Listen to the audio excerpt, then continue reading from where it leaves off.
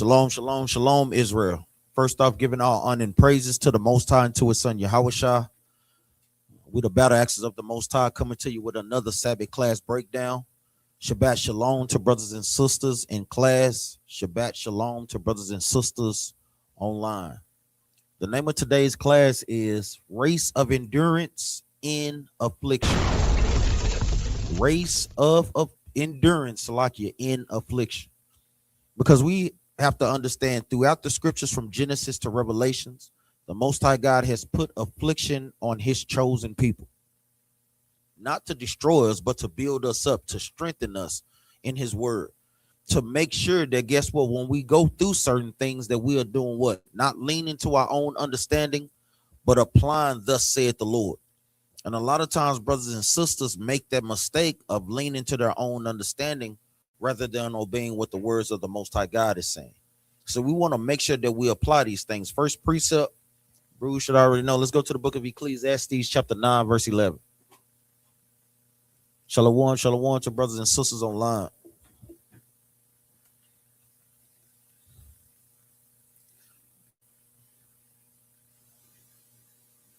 The book of Ecclesiastes, chapter 9, and verse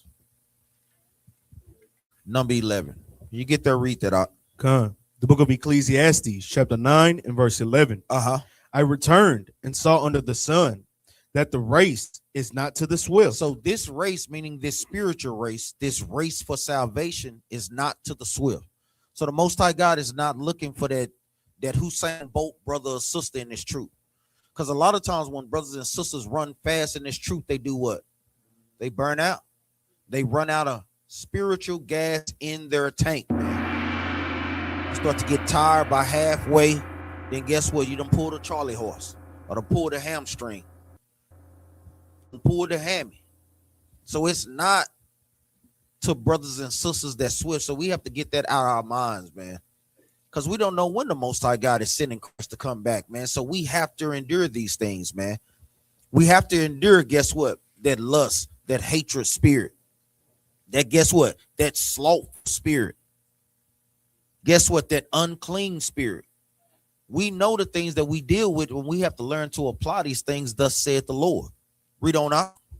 Come. I returned and saw under the sun that the race is not to the swift, nor the battle to the strong. Nor the battle to the strong. Because we see the other nations as being stronger than us. And a lot of times that's what make people fall out of this truth as well. They thinking they got all the scholars. Man, the Most High God don't care about none of that stuff, man. Because he's using the weak to confound the what? The strong, man.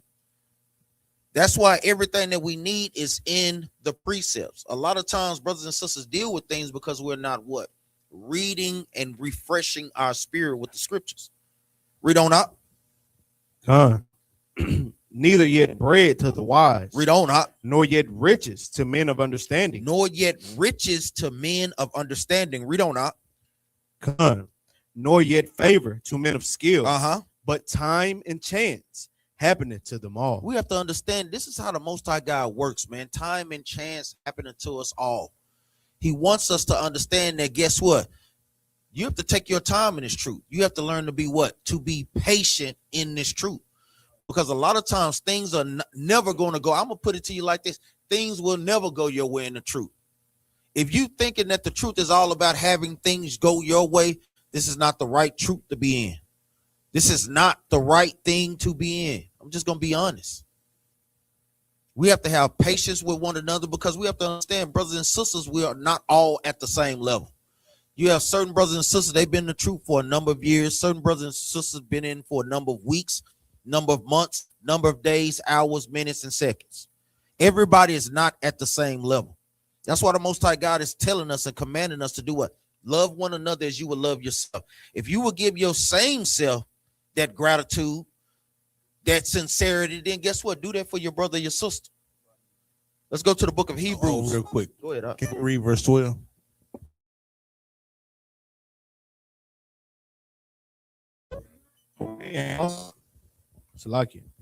For man also knoweth not his time, as the fishes that are taken in an evil net. It said, for man not knoweth his time. You don't know the time that the Lord go call you for affliction. You don't know the time that the Lord gonna say, hey, sister, it's time for you to go through this. Hey, brother, it's your turn. It's your chance to show what the nation, what you finna go through, right? So that you can beat it, so they can say what I can beat it, right? That's right. As a fish is about to get caught in it, he don't know it. He don't know that hook is on that little minnow, right? He think he just got another meal, right? He don't know it's his time to get caught up, reeled in. Read on. Con. As the fishes that are taken in the evil net, and as the birds that are caught in the snare. Same way with the birds. Read on. So are the sons of men. So are who? So are the sons of men. So are the sons of men. Brother Azariah, give me a precept real quick on the sons of men. We're going to jump out early. Sons of men are the sons of God. I'll put it that way.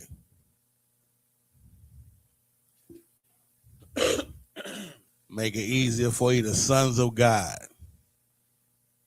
Where will we go?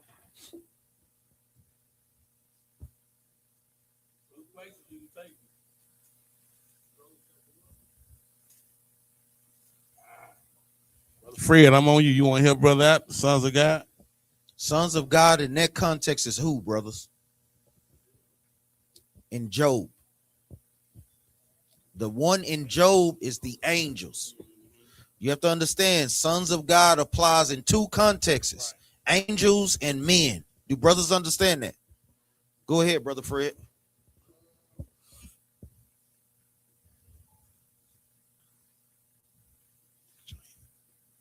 Need Bruce quick on the swizzle. For real. Have him out, you call. Luke 3:38. Come on, wake up. Luke 3:38 would be your definitely go-to. You can go to the book of Deuteronomy, the book of Genesis, right? Chapter 5, chapter 6, and Wisdom of Solomon, 18 and 13. That would be great precepts. But the sons of God precepts will be what? Luke 3:38, Wisdom of Solomon, 18 and 13, Genesis chapter 6, man. Real quick, go ahead and go back and finish this precept right quick. Verse 12. Come. For man also knoweth not his time, as the fishes that are taken in an evil net, and as the birds that are caught in the snare. So are the sons of men snared in an evil time. In an evil time. We know Ecclesiastes tell us what? There are times and seasons for everything. Your time, and it might be your season, right? You might be in the season of what? Green light, right? You might see clear skies, right? No rain in the forecast. You might be in the season where what? There are a lot of thunderstorms, hail, winds, right? Destruction. But it's put that way for the Most High God to what? Test you, right? You might be in your best time. And the Lord said, well, let me test brother right quick, man. See how he gonna react to this, man. Right? Read it out. Come. When it falleth suddenly upon them. When it falls suddenly upon us. So the race is gonna have these times in it, man, right? You're gonna have the good and the bad, but when it comes, you got to be ready for it. Go ahead. Let's go to the book of 1 Corinthians chapter 9, verse 24. 1 Corinthians chapter 9 and verse number 24. Remember, if brothers and sisters have anything, write it down, take a mental note. We'll answer those things after class, even in the chat. 1 Corinthians chapter 9, verse 24, read that out. The book of 1 Corinthians chapter 9 and verse 24. Know ye not that they which run in a race run all? So you have many different people running in a race, and they run all. Read on. Come. But one receiveth the prize. Read that again now. But one receiveth the prize. But one receiveth the prize. How does one receive the prize, Brother Bala? And it's not the ultimate prize. By finishing the race. Whether or not you in first place, whether or not you in second place, whether or not you in third place. Think about it. Think about people that train for triathlons, running marathons. A lot of times they don't care that they win first or second place. They just want to know that they did what? That they finished the race. A lot of times, many times, brothers and sisters, we start something, but how many times have brothers and sisters not completed something that they started? Many times. By a show of hands, let's raise our hands. Many, many times. I'm talking about a continual of times. I'm gonna tell y'all, this truth shouldn't be one of those things. It should not be one of those things, man. You want to make sure that you are running the race of the truth, and guess what? You want to make sure that you complete this race, man. Because then you will be able to receive that ultimate prize. Again, the book of 1 Corinthians, chapter 9 and verse 24. Know ye not that they which run in a race run all, but one receiveth the prize? But one receiveth the prize, man. Everybody is not getting the kingdom, man. Contrary to what Christianity has taught us. Everybody is not getting the kingdom. Read on out. So run that ye may obtain. So run, meaning in order to get a prize, brothers and sisters have to get in the truth. Brothers and sisters have to run in this truth, man. You have to run patiently.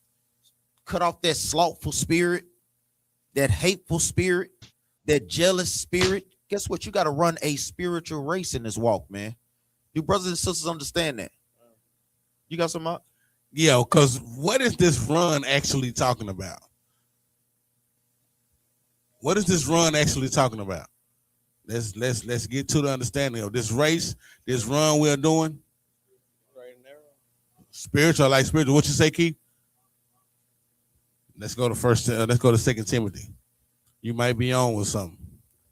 2 Timothy 2 and 5.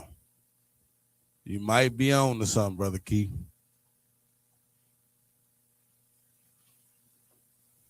The book of 2 Timothy, chapter 2 and verse 5. Bring it out.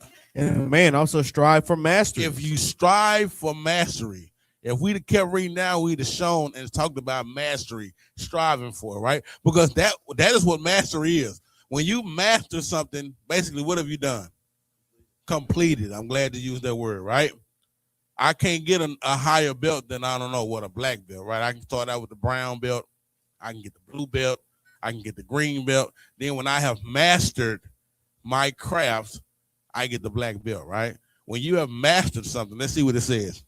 And if a man also strive for mastery, yet is he not crowned? Yet is he not crowned, read, except he strive lawfully. He strive what? Lawfully. So what is this run that we are doing? We keeping the commandments. Make sure y'all put that precept there, right? We see that the race, we see the run, we see that everybody's not going to make it. You have to run this race with the laws.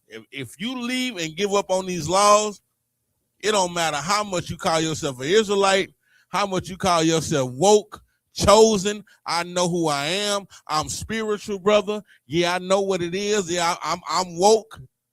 If you ain't striving for mastery by keeping these laws, then brother, you will never get crowned. You will never get that crown. So this run and this race is what keeping the commandments until we die. Do that make sense? Come, make sure y'all put the precept there. Go ahead now. Jump up to verse 3. 2 Timothy chapter 2 and verse 3.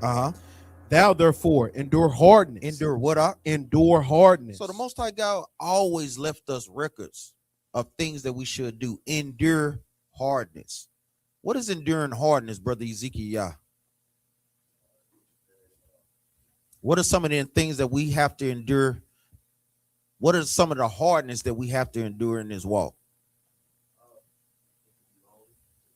It can be lonely in this walk. That's a damn good one. It can be lonely in the truth. The brothers and sisters understand that. How can it be lonely in the truth? Because your family will ostracize you. Your friends that think that you in a cult.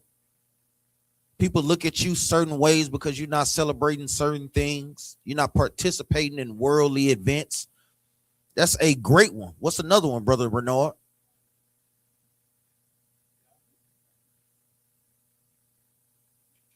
I mean, that's another one you can add to it. It goes up under those, but you can use that one, most definitely.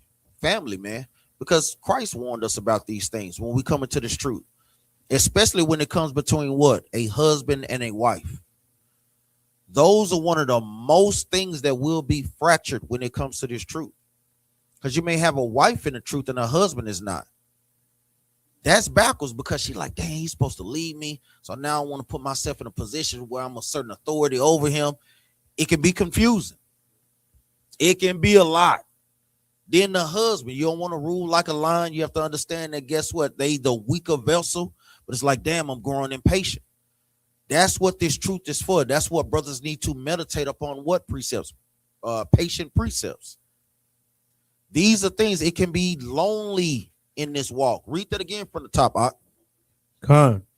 Thou therefore endure hardness as a good soldier of Hamashiach Yahushua. As a good soldier of a Hamashiach Yahushua of Jesus the Christ, man. Read on. No man that warreth entangleth himself with the affairs of this life. And he's giving you the answer in the next precept. How do you obtain and be a good soldier? By not entangling yourselves with the affairs of this world.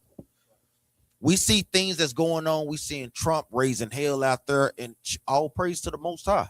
Because the more hell he raised, guess what? The closer we are to our salvation, man. We hate to see our people going through it, but these things must needs be, man. Read that again from the top. Come, no man that warreth entangleth himself with the affairs of this life. Read on, that he may please him who had chosen him to be a soldier. So we can't entangle ourselves with worldly things, because guess what? Christ and the Most High gave us a job to do. If you are a soldier and he told you to hold post, watch out for this danger. You can't be distracted by any means necessary. You cannot be distracted. Because once that distraction comes, then guess what? That allows the enemy to come in and do what? Disrupt what the Most High God is building. This is how each and every one of us is on an individual level. To whether or not you're dealing with smoking, you're dealing with lust, you're dealing with any number of things that, guess what, you have to individually watch out for in this truth.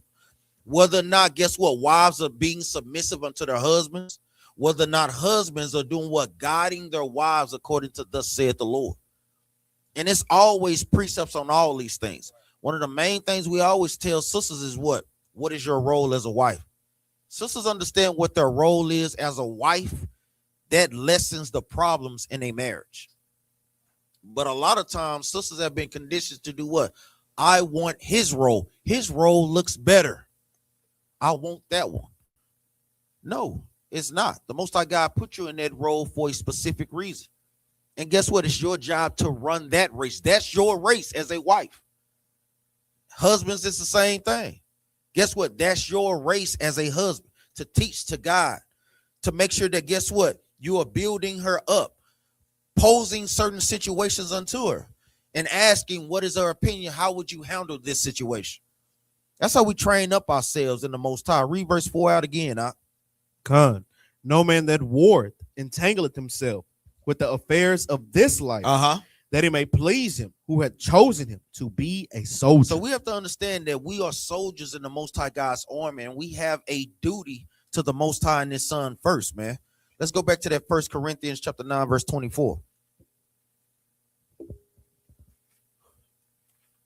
The book of 1 Corinthians chapter 9 and verse 24. Bring it out. Know ye not that they which run in a race run all. Run what? Run all. Read on out. But one receiveth the prize. Read on. So run. So what? So run. So run, brothers and sisters, man. Read on out. That ye may obtain. That ye may obtain. So do what?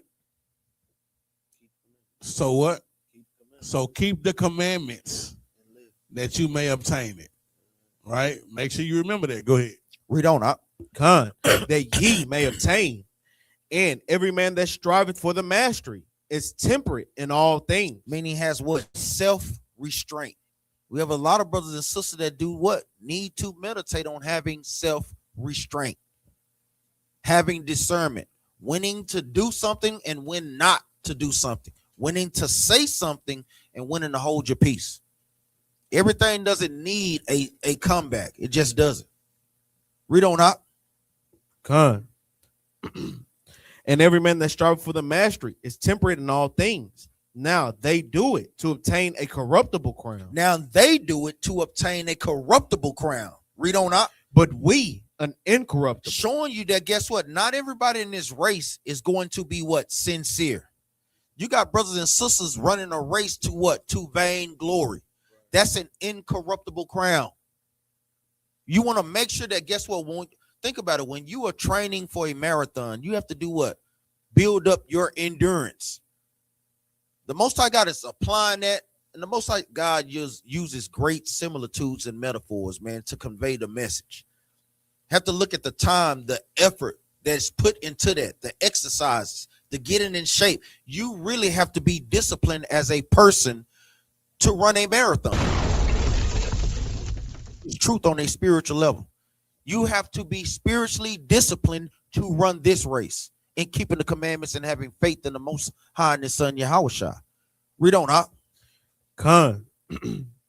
But we, an incorruptible, I therefore so run. Read that again, Ak. I therefore so run, not as uncertain. Not as uncertainly, meaning you playing with this truth, man. You're wavering. One day, guess what? You in the truth. The next day, you out of the truth. You're not being as diligent as the Most High God commands us to be. One day you in Sabbath class. One day you're not in Sabbath class. We can't play the games because guess what? People that have discipline, guess what? If you really trying to get in shape, you ain't going to do what? Take no days off. That's right. You know that because that one day that you missed it, guess what? It can offset everything that you're trying to build, man. Read on, Ak. Con. I therefore so run, not as uncertainly, so fight I. So what, Ak? So fight I. And that's what this truth is all about. It's about fighting, man. Just like being a good soldier, it's about what? Fighting. Read on, Ak. Con. Not as one that beateth the air. Not as one that's punching the air like, what's the brother name? I knew I was just going to say. Boys in the Hood. Nah, Boys in the Hood. That boy fighting that air like a what? Trey. Yeah, Trey. Not like that. Yeah, I was just thinking, well, you on the Read on, Ak. You got something? Nah. Read on. Con. But I keep under my body and bring it into subjection, lest that by any means. What is he bringing into subjection? Did he put it up there?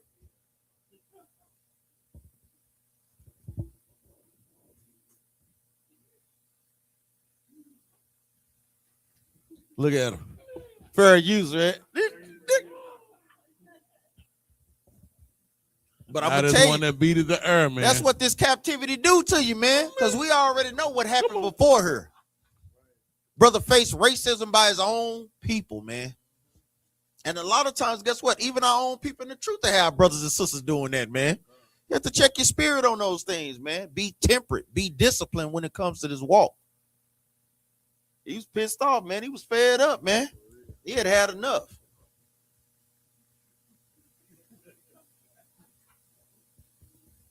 Somebody was pissed off. That's enough, Ak. Read verse 27, Ak. Con. But I keep under my body and bring it into subjection, lest that by any means, when I have preached to others, I myself should be a castaway. So guess what? You want to make sure that you are being profitable, because when people see that you can't have self-restraint or that you're not running this race wholeheartedly, they look to you as the example. And you know our people, man, we always want to make excuses. What's the first? Were they doing it?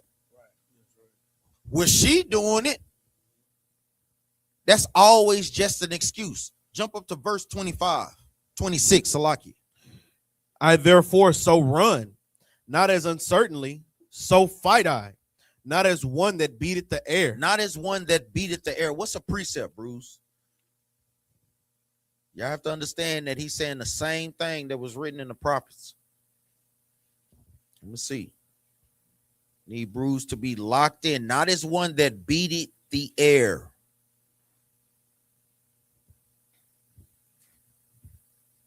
Bruce should know that. Need Bruce to be in the spirit.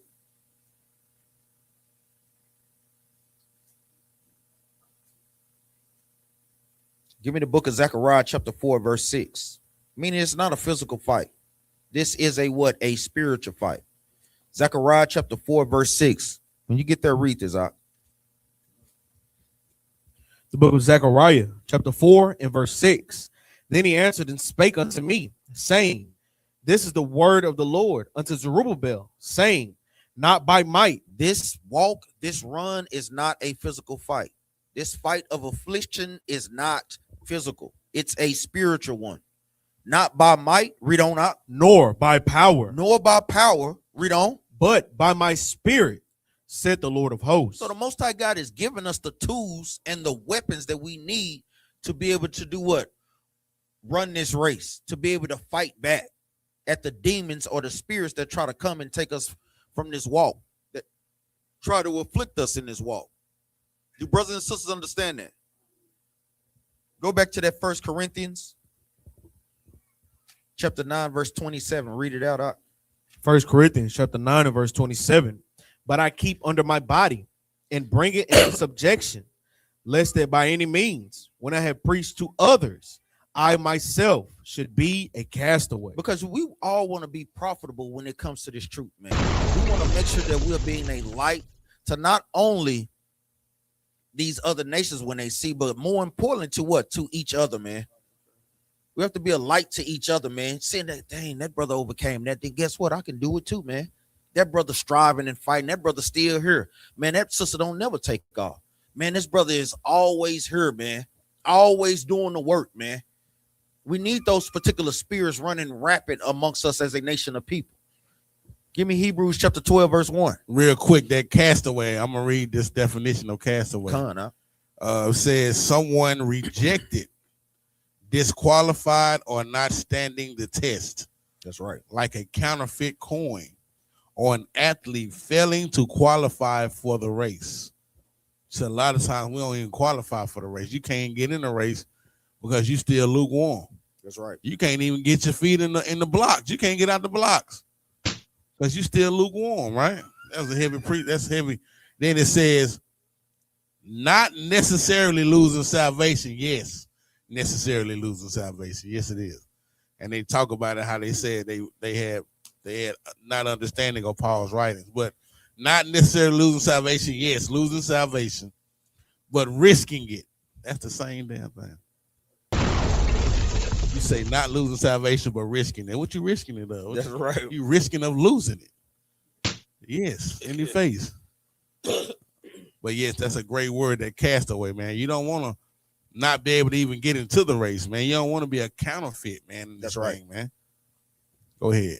Let's go to the book of Hebrews chapter 12, verse 1. I want to make sure that bruise is locked in. Twin, what is the subject matter of these precepts?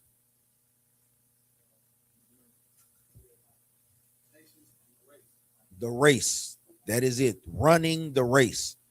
This is what all these precepts have in common. Hebrews chapter 12, verse 1. The book of Hebrews, chapter 12, and verse number 1. Bring it out. Wherefore, seeing we also are compassed about with so great a cloud of witnesses, let us lay aside every weight. Read that part again. Let us what out? Let us lay aside every weight. Don't think that the Most High God is not seeing how you running these things, man. Don't think that, man. Cloud of witnesses. Going into the Most High God, having his angels watch over us to see how you running, to see if you are properly trained in the right way. Properly training on a spiritual level involves what? How do you studying? Thanks, I. Studying. This is how you get spiritual muscles in the truth, by studying. Brothers we can't read for you. Guess what? Sisters, we can't read for you. Your husband can't read for you.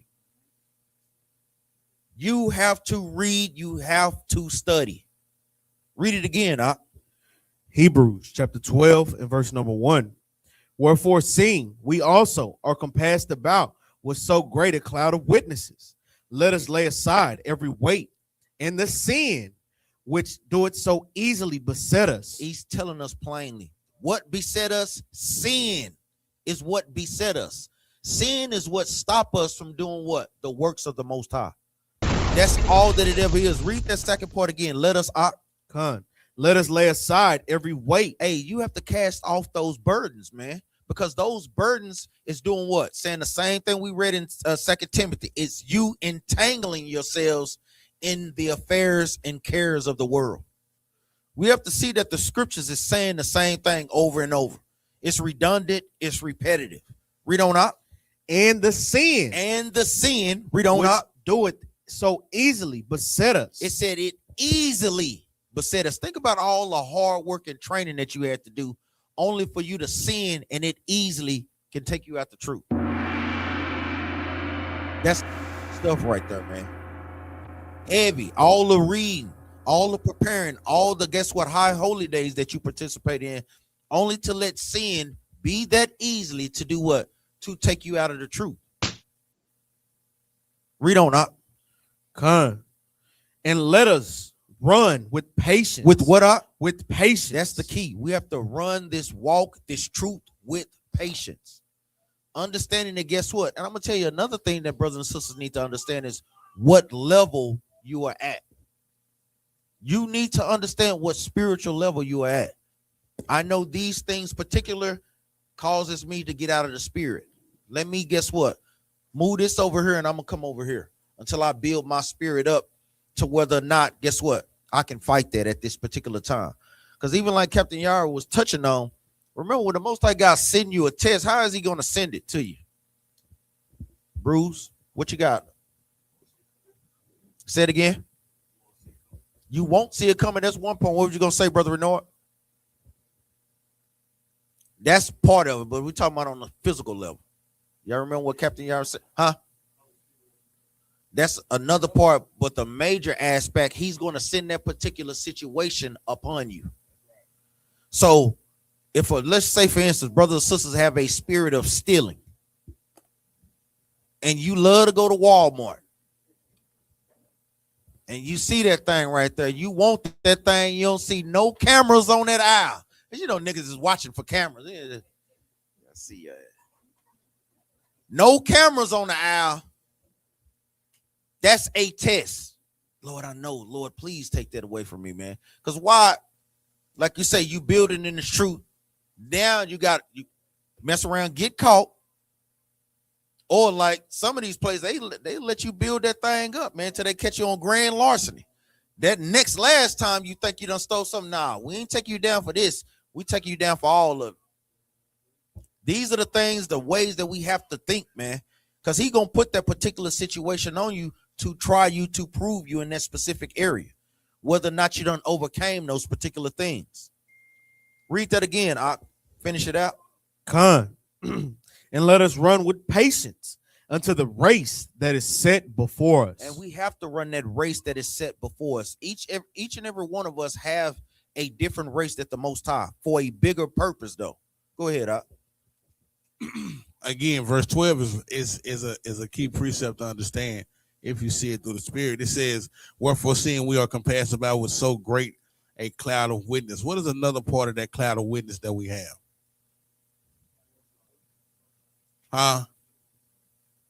Exactly.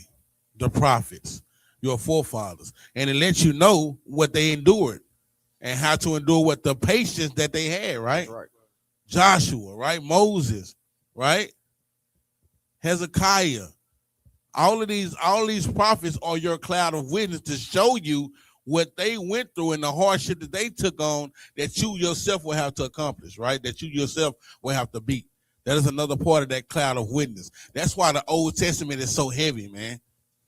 How can you forget the Old Testament when it tells you that cloud of witness is it's your helper? I look back and see what Moses and the prophets went through, right? And see how they overcame them, how much patience they had through the affliction that they had. Right? Moses choosing to what? Be with his nation rather than what? Accept riches and be a king with Pharaoh, right? For a season. That's right. That is the patience. That is the part of that cloud of witness too. Make sure y'all put that. The cloud of witness is the prophets, man, right? Go ahead.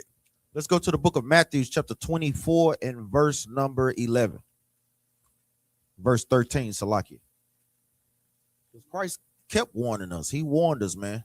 We always read this. But it's high time we need to start applying this thing on a higher level. Matthew 24 and 13. Come. The book of St. Matthew, chapter 24 and verse 13. Hold up real quick, huh?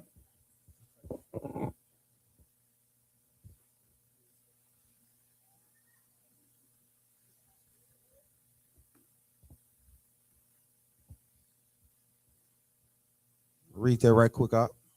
The book of St. Matthew, chapter 24, and verse 13. But he that shall endure until the end. Endure what? Who knows, Brother Fred? Endure what? Tribulations, afflictions, temptations. Brothers and sisters, sin. We have to, guess what? Endure those things, man. Christ summed it up saying the same thing the prophets is saying. What is the precept to this? Bruce should know this. What you got, Brother Renard? Mark, what up? Mark 13 and 13. Read that again from the top. The book of St. Matthew, chapter 24 and verse 13. But he that shall endure until the end, the same shall be saved. The same shall be saved. So no one is saved, man, contrary to what Christianity is teaching us. No one is saved.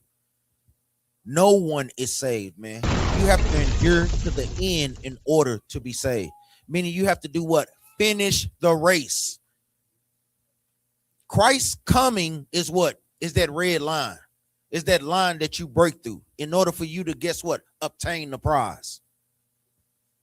That's what you have to run through. You running to Christ as at the finish line. Do brothers and sisters understand that? Let's go to the book of Daniel, chapter 3. You got some up?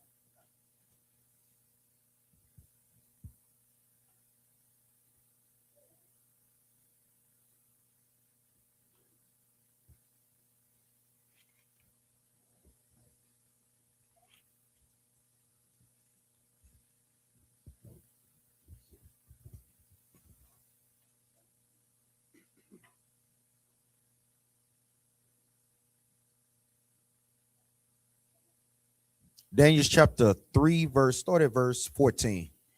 Who knows what Daniel chapter 3, verse 14 is going into? Any brother? Brother Keith, do you know? Yeah. Chapter 3, verses 14. Who knows what that is going into?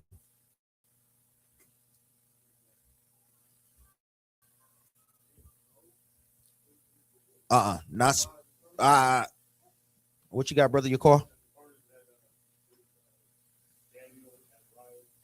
The fiery furnace. The fiery furnace. And guess what? We in a fiery furnace continually. We're continually in a fiery furnace. Brothers and sisters understand that. Read this. The book of Daniel, chapter 3 and verse 14. Nebuchadnezzar spake and said unto them. Who is Nebuchadnezzar? King of who? Babylon. King of Babylon. I need brothers and sisters, if y'all don't have it written down in y'all books, write it down. Daniel was in what captivity? In what years? 586 BC. Write it down.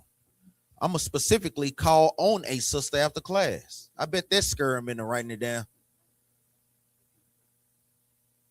And he ain't looking at me. Yes, I'm looking over here purposely, but I can see you out my peripheral vision. Read that again. The book of Daniel. Nebuchadnezzar spake and said unto them, is it true, O Shadrach, me?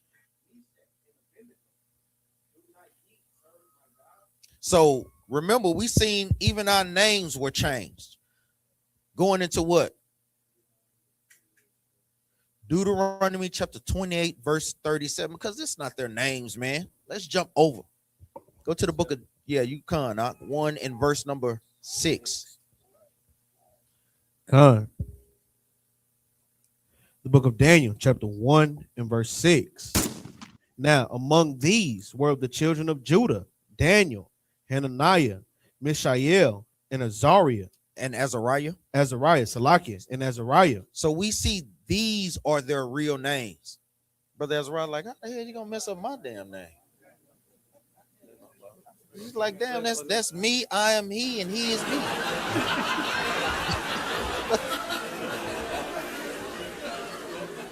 So we see that these are their real names. But by them being put into captivity, their names were what? Were changed. What you need up? It's something up under there.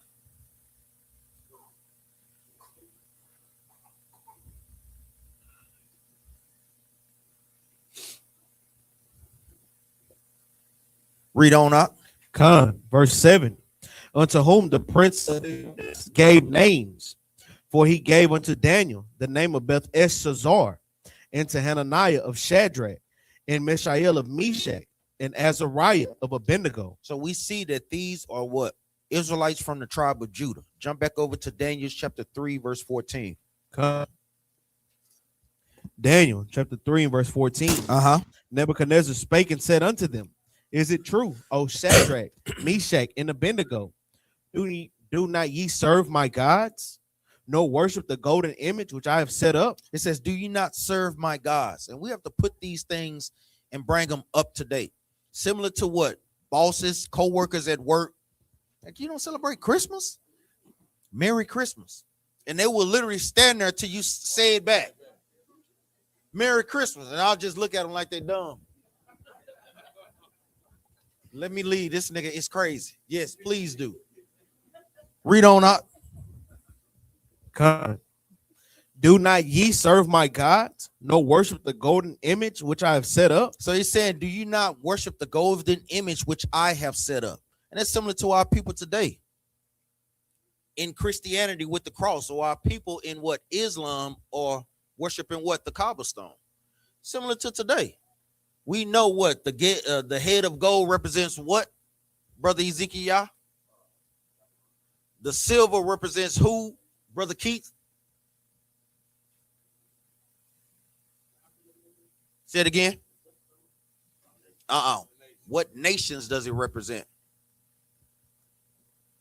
Help him out, Brother Azariah. Persian and Mede. Then we have the brass represents what, Brother Renard? Greece. And then we know ultimately the end represents who, twin? Yes. No. The legs. Iron. And who, what nation? Rome. Then the toes represents what? EU. The 10 common markets then out of that represents America. But they're both included in that. You brothers and sisters understand that? What you got, Azariah? Yes. Yeah, Khan. What you need out?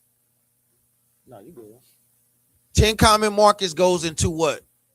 NATO, EU. Also in the New Testament is known as what? What specifically? Need Bruce to know this. The 10 horns. It's not a coincidence. 10 toes, 10 horns. Do brothers and sisters understand that? Read on up. Now, if ye be ready, that at what time ye hear the sound of the cornet, flute, harp, sackbut, psaltery, and dulcimer, and all kinds of music, ye fall down and worship the image which I have made. This is similar to what? We have to be able to see this. If Bruce should write these keywords in there, the national anthem. When they're playing the national anthem, what do people do? Stand up, put your hand over your heart, and you recite that thing, man. Man, it's the same thing. It's just the changing of the times. What you got, up? The inauguration, all that goes into that. Read on up. Come, mass. That's right. Read on. Come. But if you worship not, brothers need to put that right there. National anthem, same thing. Put your key words in there, your talking points. Because remember, it's our job to make the Bible real to our people, to show them that the things that were going on back then are things that are still going on today. It's nothing new under the sun. And the Most High God literally means that, man. It's still literally the same spirits over and over again. Read on up. Come. But if you worship not, ye shall be cast the same hour into the midst of the fiery furnace. Because what happened to Colin Kaepernick? When he didn't worship that thing, they did what? They ostracized him, man. They blackballed him. It's the same thing, man. Read on up. And who is that God that shall deliver you out of my hands? And who is that God that shall deliver you out of my hands, man? Seeing the other nations mock our God, man. Read on up. Come. Shadrach, Meshach, and Abednego answered and said to the king, O Nebuchadnezzar, we are not careful to answer thee in this matter. It says we are not. They use what at this time? Wisdom and guile. Because you know we had power in that day, boy, he would be all kind of you. Say, Nick, say, I'm going to tell you like this. You got me, say, bleep, bleep, bleep, bleep, bleep, bleep, bleep. Read on. Verse 17. If it be so, our God, whom we serve, is able to deliver us from the burning fiery furnace. And he will deliver us out of thine hand. And this is the mindset that we have to have, that the Most High God is able to do what? Save us out of the fiery furnace, man. That brothers and sisters deal with on a constant day-to-day basis. These are precepts to keep brothers and sisters in the spirit, to refresh your spirit, man. Read on out. Come. But, so like, O king, but if not, be it known unto thee, O king, that we will not serve thy God. That we will not, what up? We will not serve thy God. We will not, brothers. We will not serve thy God. Read on up. Nor worship thy golden image, which thou hast set up. Hey, we're not partaking in that madness, man. Read on up. Verse 19. Then was Nebuchadnezzar full of fury. Full of what up? Full of fury. Read on up. And the form of his visage was changed against Shadrach, Meshach, and Abednego. And the form of his visage was changed, meaning he had a pissed off look. Read on up. Right. Therefore, he spake and commanded that they should heat the furnace 7 times more than it was wont to be heat. So now we see where he did what? He cranked up the heat. And we see that even in this truth, the Most High God will do what? Crank up the heat on us, man. To prove, brothers and sisters, man. You think you was catching hell this Monday? Wait till Lord's will. Let's see what next Monday look like. Or Tuesday look like. Or that Wednesday look like. This is the mindset that brews have to have. Let's see what that paycheck gonna look like that you think you getting Friday. Much shorter than a small person on their knees, ain't it? Read on, huh? Con, verse 20. And he commanded the most mighty men that were in his army to bind Shadrach, Meshach, and Abednego, and to cast them into the burning fiery furnace. So he had them do what? Bind them, chain them up in this fiery furnace. And a lot of times that happened to us, man. Sometimes, guess what? The Most High God to leave you up in that furnace, man, to prove you, man. But we also know that heat does what? Purifies, man. Heat purifies. And we have to understand that, man, because guess what? The heat that comes on will be able to do what? Bear that adversity, man. Precepts that I like to think about. Let's go to the book of Genesis, chapter 32, verse 28.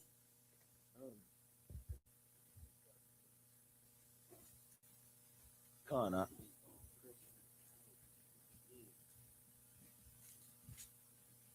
Con. The book of Genesis. What's it like? Now you good, huh? The book of Genesis, chapter 32, and verse number 28. And he said, thy name shall be called no more Jacob. No more what up? No more Jacob. Read on up. But Israel. But who up? But Israel. Read on up. For as a prince hast thou power with Yahweh and with men, and hast prevailed. Hey, our name has power. Within that name is a spirit that the Most High God put in us to do what? Be able to prevail and endure adversity. These are precepts that brews have to meditate on, man. Because I can see the look on certain brews up, even up in the congregation right now. Like, I done had it up to here, man. Tired, man. Man, I'm tired, man.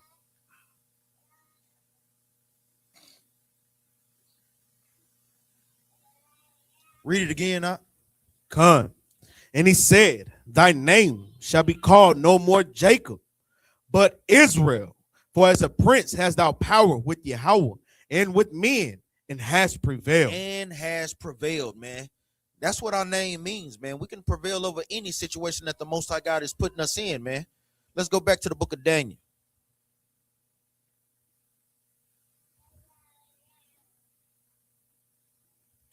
Con. The book of Daniel, chapter 3, and verse 21. Then these men were bound in their coats, their hosen, and their hats, and their other garments, and were cast into the midst of the burning fiery furnace. Therefore, because the king's commandment was urgent, and the furnace exceeding hot, the flame of the fire slew those men that took up Shadrach, Meshach, and Abednego. And that fire, go to the book of, hold that precept. I want Psalms chapter 12, verse 6. Come on out. Bless you.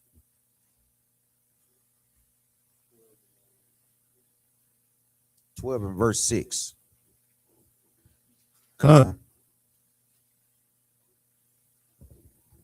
The book of Psalms, chapter 12, verse 6. You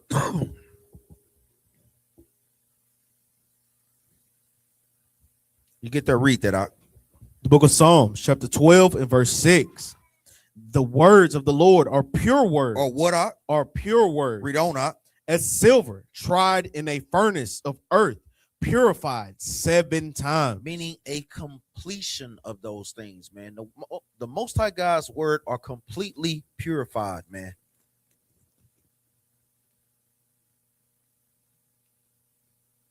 Read it again. The book of Psalms, chapter 12, and verse 6. The words of the Lord are pure words, as silver tried in a furnace of earth, purified 7 times. Now go back to Daniel chapter 3, verse 19. The book of Daniel, chapter 3, and verse 19. Then was Nebuchadnezzar full of fury, and the form of his visage was changed against Shadrach, Meshach, and Abednego. Read on out. Therefore he spake and commanded that they should heat the furnace 7 times more than it was wont to be heat. Meaning the Most High God will crank these things up on us. Read on out. Verse 20. And he commanded the most mighty men that were in his army to bind Shadrach, Meshach, and Abednego, and to cast them into the burning fiery furnace. And the Most High God will have you in those particular situations, man, till he seems or deem it fit that he take you out of that, man, or to where you're building yourself up enough to where the Most High God is, he's able to endure that, man. Read on out. Then these men were bound in their coats, their hosen. Their who? Their hosen. What is the hosens, brothers? Breeches, pants. Exodus 28, 41, 42. Read on out. And their hats and their other garments, and were cast into the midst of the burning fiery furnace. Read on out. Therefore, because the king's commandment was urgent, and the furnace exceeding hot, the flame of the fire slew those men that took up Shadrach, Meshach, and Abednego. And we'll see that, guess what? The other nations cannot endure affliction like we can. They cannot do, and guess what? Be adverse and endure these things that we have endured for so long. That's how we know, and that's how they know that, guess what? We are the children of the Most High God, man. Read on out. Verse 23. And these 3 men, Shadrach, Meshach, and Abednego, fell down, bound into the midst of the burning fiery furnace. Then Nebuchadnezzar the king was astonished, and rose up in haste, and spake and said unto his counselors, Did not we cast 3 men bound into the midst of the fire? They answered and said unto the king, True, O king. He answered and said, Lo, I see 4 men loose, walking in the midst of the fire. Walking in the what? Walking in the midst of the fire. Walking in the midst of the fire, man. Read on out. And they have no hurt. And the form of the 4th is like the Son of God. And the form of the 4th is like who are? Is like the Son of God. So we see what the Most High God does. What? He sends Christ. He sends the angels to do what? To comfort us in a time of adversity. We see this throughout all the scriptures. Go to the book of Luke, chapter 22, and verse 43. Because Christ was comforted. Even Christ faced affliction.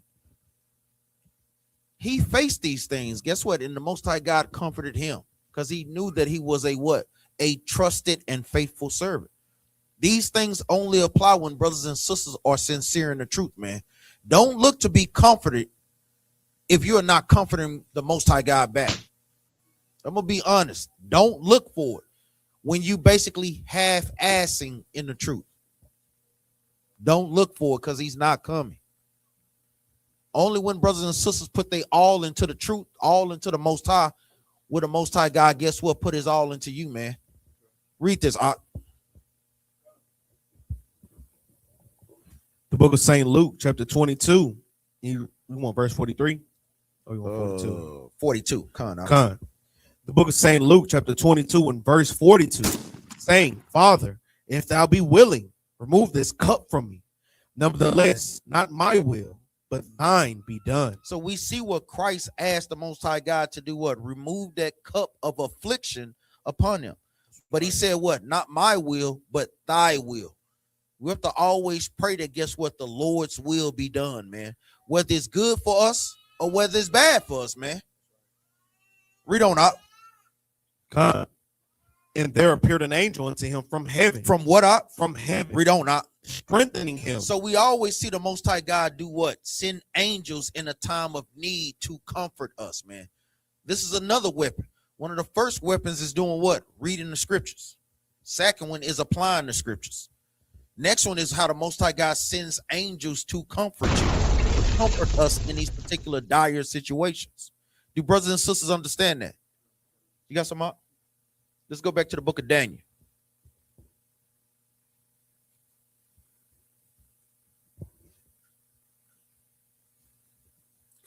Verse 26. Yeah, con out. Book of Daniel, chapter 3, and verse number 26. Then Nebuchadnezzar came near to the mouth of the burning fiery furnace and spake and said, Shadrach, Meshach, and Abednego, ye servants of the Most High God. Ye what are? Ye servants of the Most High God. He knew that the power of the Most High God was with us. Read on up.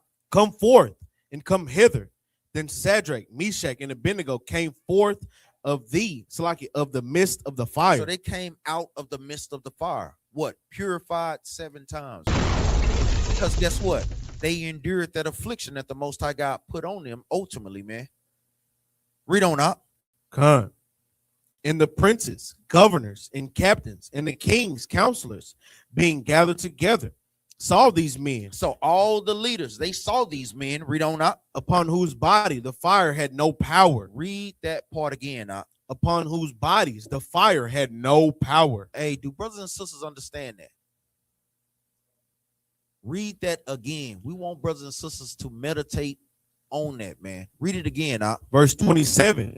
And the princes, governors, and captains, and the king's counselors being gathered together saw these men, upon whose bodies the fire had no power. Upon whose body the fire had no power. We think about these things, man. That adversity, man, doesn't have that power over us if you don't let it, man. Only times when brothers and sisters are pulled out of the spirit because you thinking that adversity is stronger than you or stronger than the spirit that the Most High God has put in you. And you give in to that thing.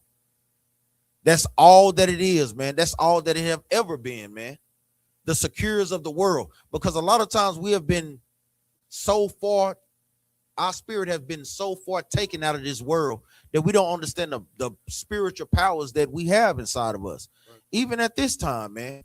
But because our faith is not there, matching up with all our works, guess what? These things seem like they unattainable. Read it again from the top. Verse 27. And the princes, governors, and captains, and the king's counselors, being gathered together, saw these men, who upon whose bodies the fire had no power, nor was a hair on their heads singed, neither were their coats changed, nor the smell of fire had passed on them. They didn't even have a scent of fire on them, man. Let's go to the classic. You got some up? Let's go to the classic. Let's go to 1 Corinthians chapter 10, verse 13.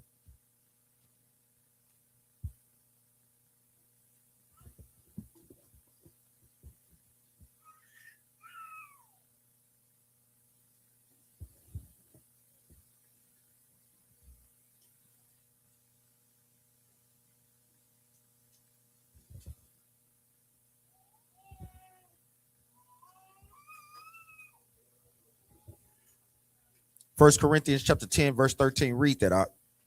The book of First Corinthians, chapter 10 and verse number 13. There have no temptation taken you, but such as is common to man. But God is faithful, who will not suffer you to be tempted above that you are able. Read on up. But will with the temptation also make a way to escape. Make a way to what up? Make a way to escape. Read on up. That ye may be able to bear it. So the Most High God always put us in these particular predicaments, and he knows what each and every one of our limit is, man. But by us understanding the scriptures, we know that guess what? He's not going to put us in a situation that we can't get out of. It's always a scripture there. It's always a way to apply certain things, man. A lot of times we're not tapping into that. That's all that it ever is. Let's go back to the book of Daniel.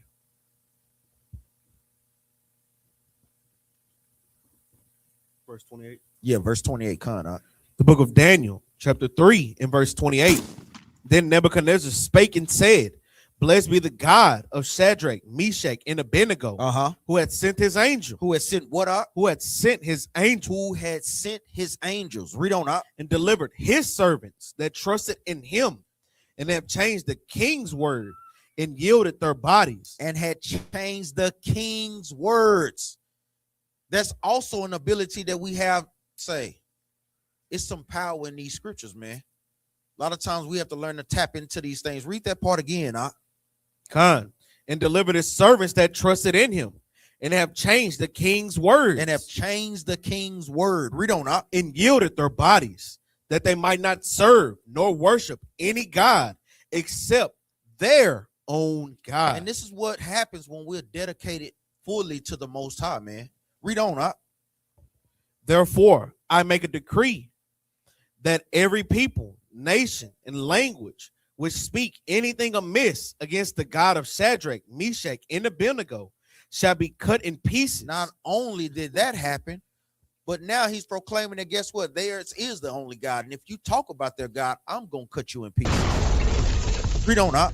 And their houses shall be made a dunghill, because there is no other God that can deliver after this sort. And this is also the point. Read verse 30.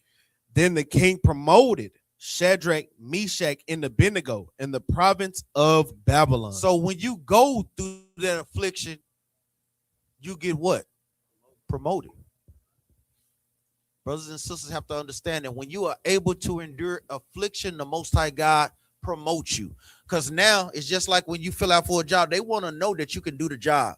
They want to know that you have experience. It's the same thing the Most High God is doing. He want to know that you can do the job that I'm putting you forth for. So I got to try you. I got to prove you. I got to train you up. Give me that one in Psalms. Who knows what I want? See a bruise in the spirit. Promotion. The key word.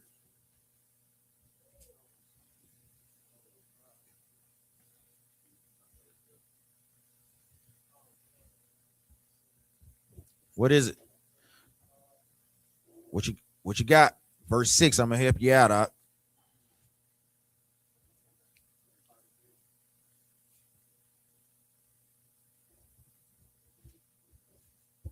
75 and 6. Read that right quick.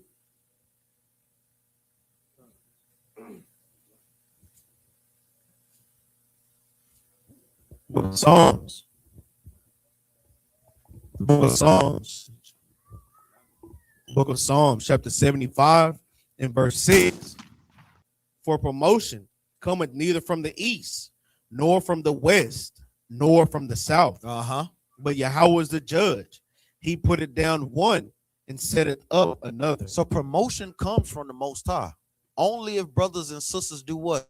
Endure affliction. So we know, let me see that brothers know geography. Where was Babylon at?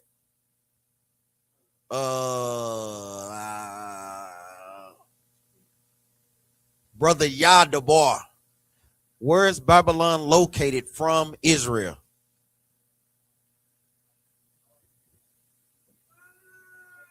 Like northeast. Pull it up on the map. More so like east, but yes, like northeast. So we see the land of Israel right here where Judah is. No, you good up.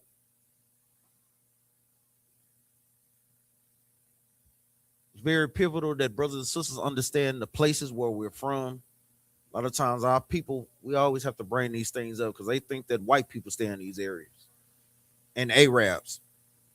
So you have the land of Judah, you have the land of Samaria, and then you have northeast of that is Babylon. You have the Tigris, you have the Euphrates. This river is still called that river till today. So the Most High God leaves markers to show you that the Bible is a true book. For brothers and sisters that don't understand geography and don't understand history, he left it plain. And we see that the Euphrates River today is doing what?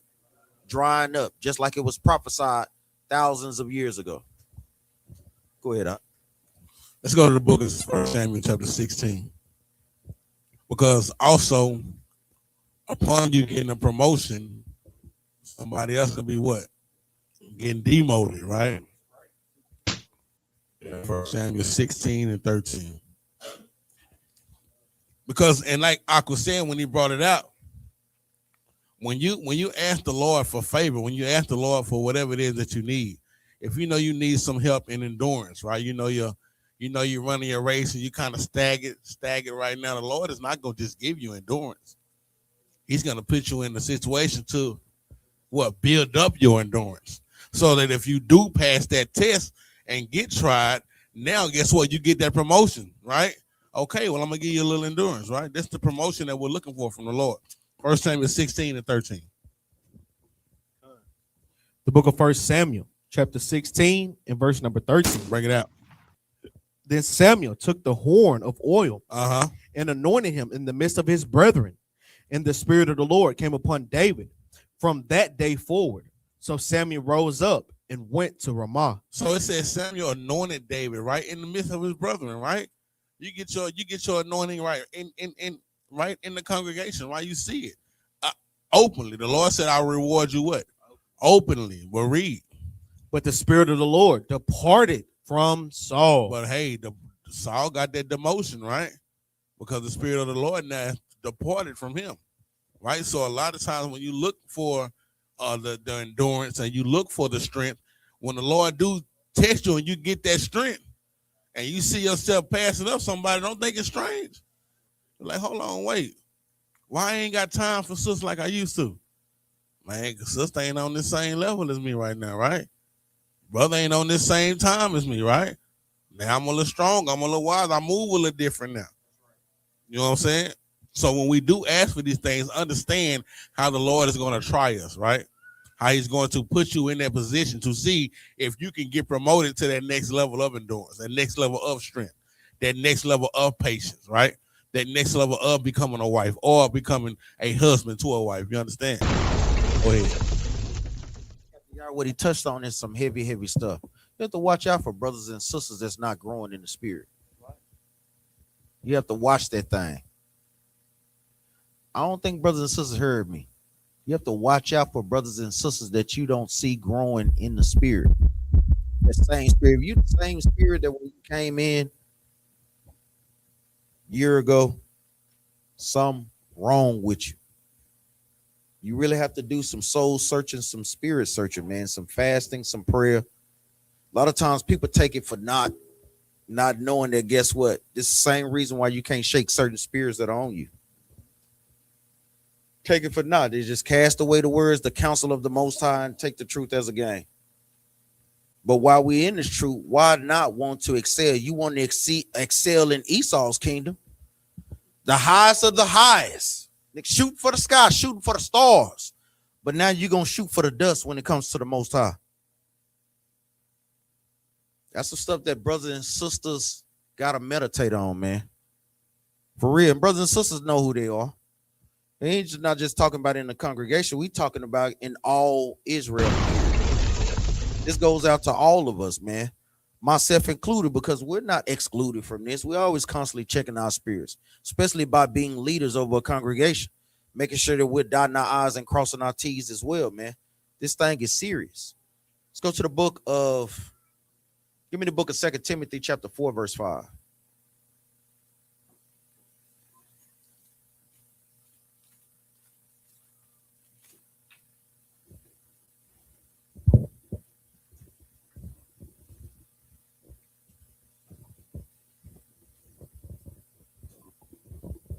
The book of 2 Timothy, chapter 4, and verse number 5. But watch thou in all things, endure affliction. Endure what up? Endure affliction. What does it mean when it says, watch thou in all things? What brother? Any brother, raise your hand. What does it mean? Read it again from the top up. 2 Timothy, chapter 4, and verse number 5. But watch thou in all things. But watch thou in all things. What does that mean? We're going to take a crack at it, Ezekiel. Go ahead, up.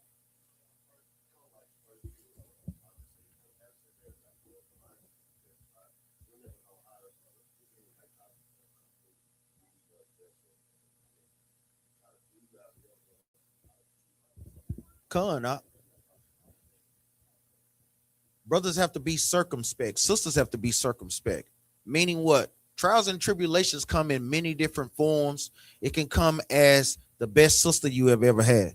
It could come as the best brother that you have ever had. The best mama, the best daddy. You have to watch these things because even Satan is transformed into what? An angel of light, man. So we have to watch. Read on up. Come. But watch thou in all things, endure afflictions. Endure afflictions.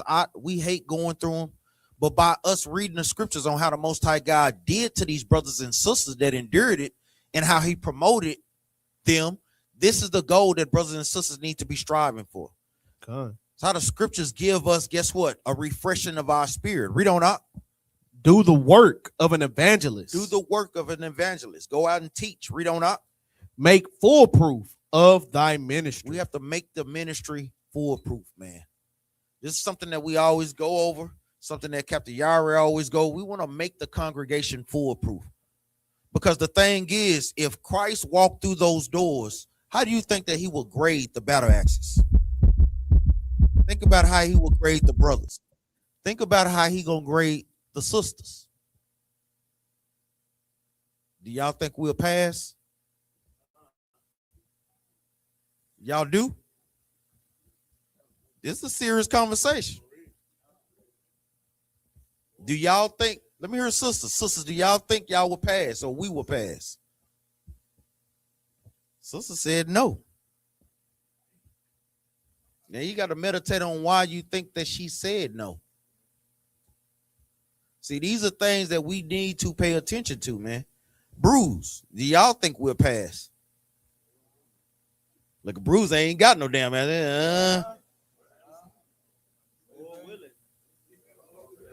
Officer Donovan said, Lord willing. I mean, that's the best that you can strive for. That is really the best. We got one no and we say Lord's willing. Now it's like, damn, that's not a good report. But, I mean, it is what it is. Remember, hey, we try our best to overcome these things. Go ahead, huh? And like I was saying, it's about being truthful with ourselves too, right? You know that if you are putting your best foot forth effort to make it to the kingdom, you know if you got more work in you, but you're just not doing it. You know if you're an Israelite on Saturday and Sabbath and new moons and high holy days, but you out here kicking it the rest of the week. You know that. Only you. So we have to be truthful with ourselves. This is also a point to prove to let you know that never let your guard down, right? Never get complacent, right? Because there's always work to be done. We can always do more for the Most High God, right? I myself will say no because I never want to get in the place where I feel complacent, right? Because I feel like I can always do more. There's never enough, and that's what the scriptures say, right? You can never go farther enough. That's right. For the Most High God. So it's gonna be a no for me, dog, until the Lord say yes. Right? So that's me. It's a no for me, dog. Yeah. You want to marry me? No, it's a no for me, dog. No. It's gonna be a no. But we strive, right? That's the scriptures we going over. That's right. Striving for mastery, striving for perfection, right? And we do that as a nation. And if not, and this is heavy. If you don't feel like that this congregation will get you into striving for mastery, I wouldn't be here. All right, I wouldn't be in a fight with somebody that I don't feel like we're gonna win the battle, or that I feel like ain't really got my back. Come on, I mean, let's just be real about it. I wouldn't be in a fight with somebody that I'm like, hey, I don't know about this brother. These brothers, shaky. No, I wouldn't be in that battle. And that's some real things that brothers and sisters got to meditate on, though. Let's go to the book of Genesis. I know I said Toby, we'll come back. The book of Genesis, chapter 39, and verse number 7. Salakia, brothers and sisters. What is this chapter going over, Brother Renard? Yep. Oh, I say Bruce need to invest in a Bible. Hey, add them subtitles. It's close to 40. Who I knows? say that because I touch in on 40 a lot, so I know it got to be going to Joseph. See, Captain just gave y'all the answer. What you got out? Joseph. Ding ding. There you go. That's the spirit, brother. Bruce that ain't got that in their Bible, you might want to write that in there. That's the spirit, brother. Joseph being tempted. Cause some brothers got it in there and still ain't using that thing. A lot of brothers got it in their Bible. They better start utilizing these Bibles, man. That's what we're going over the brothers with in Camp 101. Being a connoisseur of Bibles, meaning getting a Bible that fits your specialty. You know, you like to write precepts on the side. Get a Bible with a little bit more space that have the subtitles that go into titles of the chapter that kind of help you learn easier. Remember, there's no way you need a Bible that helps you learn easier. Read this right quick, Art. The book of Genesis, chapter 39 and verse 7. And it came to pass after these things that his master's wife cast her eyes upon Joseph. And she said, lie with me. So he had his master's wife trying to seduce him and trying to basically get him, throwing that thing at him. Read it again, Art. Con. And it came to pass after these things that his master's wife cast her eyes upon Joseph. And she said, lie with me. And we have that. Even amongst Israel, man. We have that, man. Talk about brothers in the truth. We know hell outside of the truth. To where you already have a brother with another brother. And guess what? The wife. And guess what? Shoot shots at the brother. Wicked as hell. And vice versa. We're not just putting it on sisters. Brothers that do that wicked stuff too as well, man. Got to come up out of that. Read on. Con. But he refused. But he what? But he refused. But he refused. Why? Because Joseph was disciplined. Because I'm pretty sure, even in this Hamite, I'm pretty sure she probably wasn't bad looking. Remember, the Most High God is going to send you something that you know is in your category. You already know, like, damn, I got a thing for that. So he going to pose that thing to see if you're going to mess with that thing. Read on up. But he refused. But he what up? But he refused. Because Joseph had discipline. He was a man of the Lord. Read on up. Con.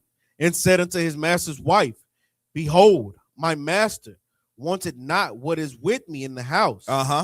And he had committed all that he had to my hand. I'm not messing with you. He already done put me in charge of over everything. Read on up. There is none greater in this house than I. Read on up. Neither hath he kept back anything from me, but thee. Read on up. Because thou art his wife. How then can I do this great wickedness and sin against God? And what up? And sin against God. And sin against God. Wait a minute. This is before the law of Moses. So they say. This is another precept that you need to put with what? See if Bruce thinking. Yeah, but I want the precept to show you the law of Moses was before even Moses. The breath of life, but Genesis chapter 4, verse what? Who knows the precept? Go to the book of Genesis chapter 4, verse 7. That's right. Showing you that sin was even during this time before Moses. That's right. Because the point that we're making, Christians only think that the law came with Moses. That's right. But if we have Adam and we have Joseph talking about sin, then that means they had an understanding of what? God's law, the law. Plain. Do brothers understand that point? Because this is a point that will come up, and Bruce need these precepts. Read that right quick. The book of Genesis 4 in verse number 7. If thou do well, shalt thou not be accepted? And if thou doest not well, sin lieth at the door. If you keep the commandments, you'll be accepted. But if you don't, guess what? Sin lieth at the door, meaning the breaking of God's laws. Let's go back to the book of Genesis 39 and verse 9. Make sure y'all write those precepts down, bro.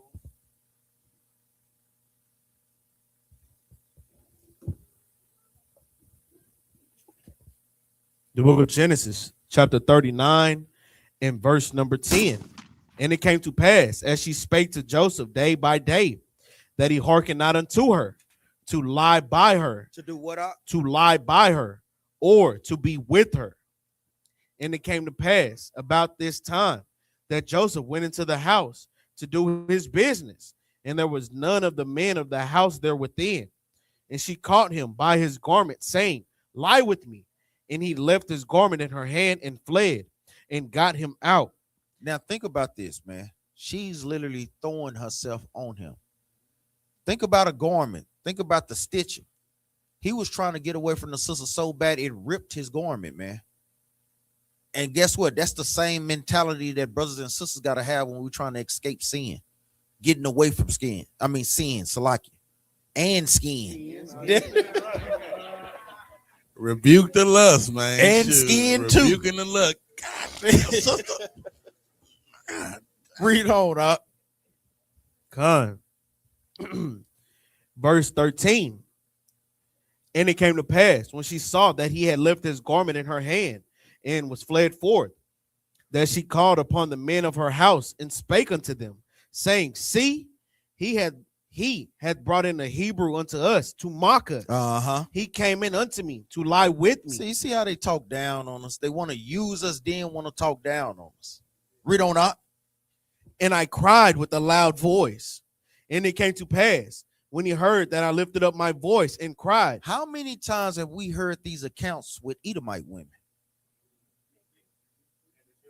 Emmett Till, you have many accounts, man. I know when we was with one body, I know had the class to where we brought that history up from 1910 all the way up into the 2100s. Salaki.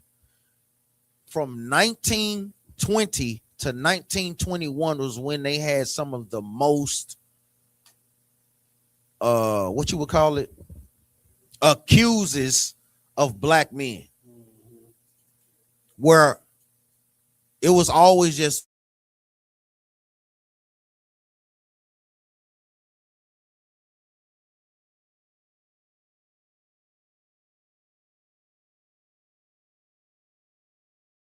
many years during the 1900s, many years. This is saying the same accounts. That's why we always read Romans chapter 8 verse 16. The Spirit bears witness with us that we are the children of God. Read on up. Con. Verse 15. And it came to pass when he heard that I lifted up my voice and cried, that he left his garment with me and fled and got him out. And she laid up his garment by her until her Lord came home. Just trifling. Read on. And wicked. Read on. And she spake unto him according to these words, saying, the Hebrew servant which thou hast brought unto us came in unto me to mock me. And it came to pass as I lifted up my voice and cried, that he left his garment with me and fled out. Read on. Huh? And it came to pass when his master heard the words of his wife, which she spake unto him, saying, after this manner did thy servant to me, that his wrath was kindled. So she accused him. Read on. And Joseph's master took him and put him into the prison, a place where the king's prisoners were bound, and he was there in the prison. So we had a brother. How many times has this happened to us? Falsely accused and did what? Being locked up. A lot of times they want to pull out those Charlie Kirk statements, but they never research how many, guess what? Exonerations that we lead in as well. They never want to talk about that. Read on up. Con. But the Lord was with Joseph. Read that part again. But the Lord was with Joseph. But the Lord was with Joseph. We have to understand that the Most High God is with us. Read on up. And showed him mercy and gave him favor in the sight of the keeper of the prison. So he gave him favor. Read on up. Con.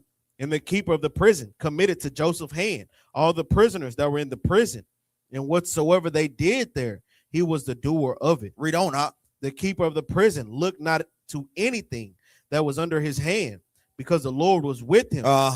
In that which he did, the Lord made it to prosper. So he put him up in charge, even in the prison, man. Seeing how the Most High God have him in a lower state, but do what? Still give us mercy within that. Read on up. Khan, chapter 40 and verse number 1. And it came to pass after these things that the butler of the king of Egypt and his baker. Read verse 23. Do we read that one? Khan, you want to read it again? Yeah, read it again. Verse 23 from the top. The keeper of the prison looked not to anything that was under his hand, because the Lord was with him. In that which he did, the Lord made it to prosper. So the Most High God is with you, and you with the Most High. He'll make these things do what? Prosper in our hands, even in our affliction. Give me that in the book of Joshua, chapter 1, verse 9.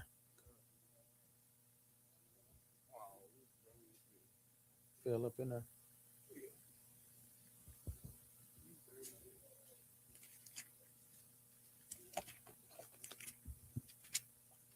I don't know if y'all seen that meme with that dog, man. When people walk by him, he look at him, then he look at the camera like this witch. I bet every time she walked by him, she tried to take something, he'd be like, nah, not that one. It's a black dog. It's a black dog. Then the person walk by, he mug him all the way by. And then he look at the camera, right at the camera like, I mean, every time she walked by, he was like that.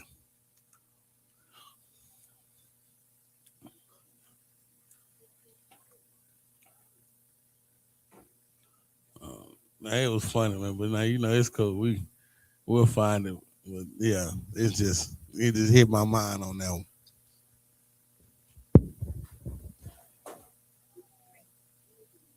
It's gone. It's empty. Read that Joshua Shalaki. The book of Joshua, chapter 1 and verse number 8. Verse number 9. Or do you want to start at 8? Start at verse 8. The book of Joshua, chapter 1 and verse 8. This is the book of the law.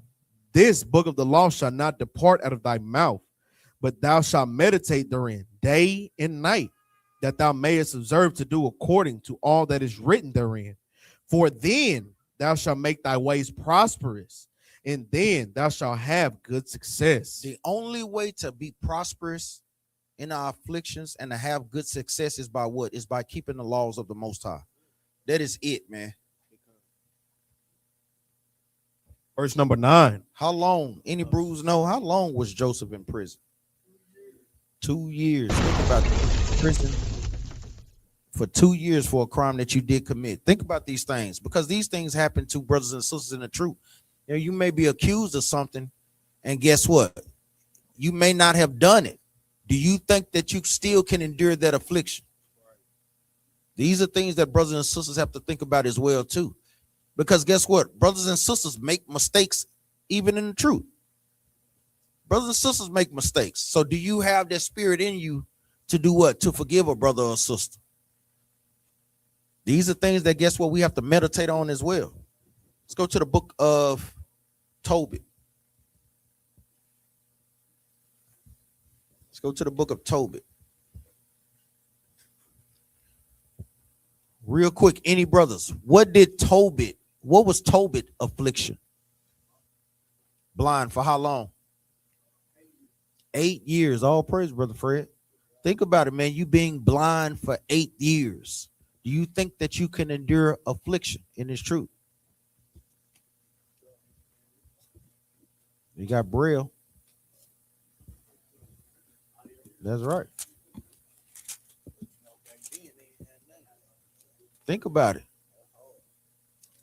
That's some stuff that brothers and sisters have to meditate on, man.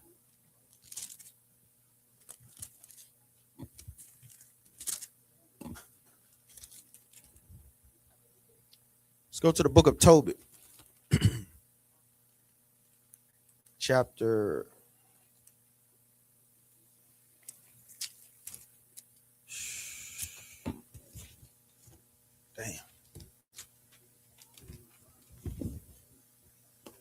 8 years. Joseph was blind for 2 years.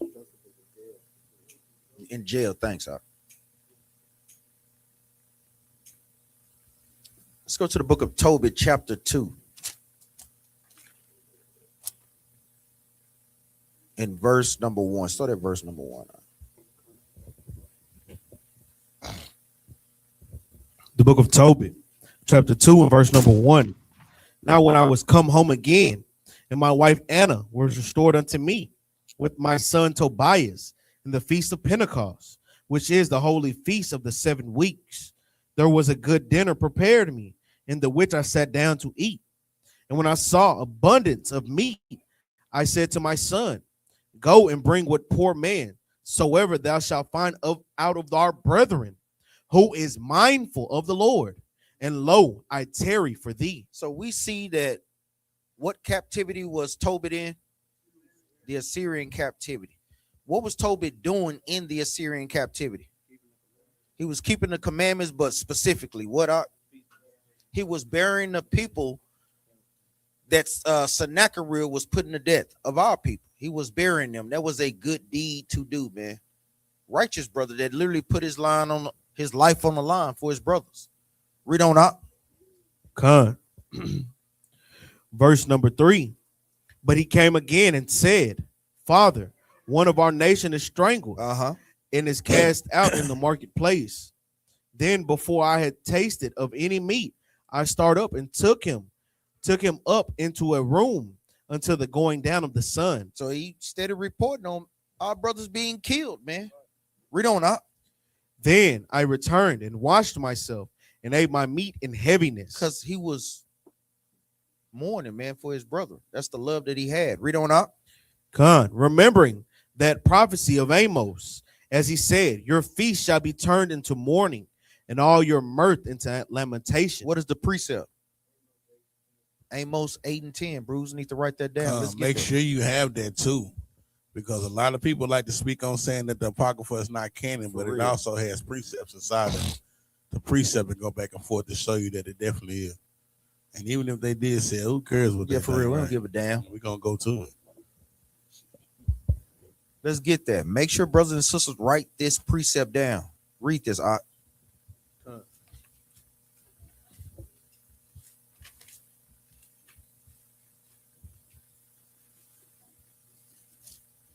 The book of Amos, chapter 8 and verse number 10. Showing you that what? Amos and Tobit was what? Contemporaries with one another in the same time. Read that out. Amos chapter 8 and verse 10. And I would turn your feasts into mourning. Why? Because we knew that the other nations was coming against us for the wickedness that we did as a nation. Read on. And I would turn your feasts into mourning and all your songs into lamentation. And I will bring up sackcloth upon all loins and baldness upon every head. Read on. And I will make it as the mourning of an only son. Hey, think about that, man. You have an only child and you lose it. Lord forbid, man. That is a great, great mourning, man. Most High God is literally making us feel the mourning that they had to endure, man. And I'm going to tell you, it might be the same for us in this truth as well, man. Lord forbid that he takes anyone's child. But does that mean that you stop fighting and running the race in this truth? No. If anything, you double down on those things, man. Do brothers and sisters understand that? Now, I ain't gonna lie. It takes brothers and sisters some time to get there, but damn it, that's the goal, man. Because I'm gonna tell you, Most High God said it, that day is gonna be like any other. There's just something to meditate on. Read on up. Con. And I will make it as the mourning of an only son, and the end thereof as a bitter day. As a what up? As a bitter day. So we see where Tobit understood this prophecy, man. He knew that his people, us as a nation, will be going through great affliction and mourning. Go back to the book of Tobit, chapter 2.